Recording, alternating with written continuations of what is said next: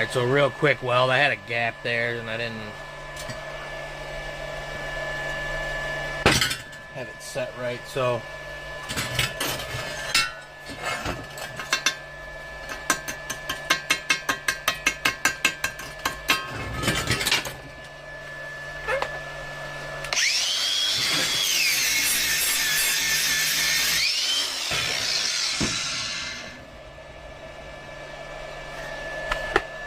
I mean, it does work. It's kind of cumbersome to hold. Takes some getting used to with that. Not really sure how long this thing is going to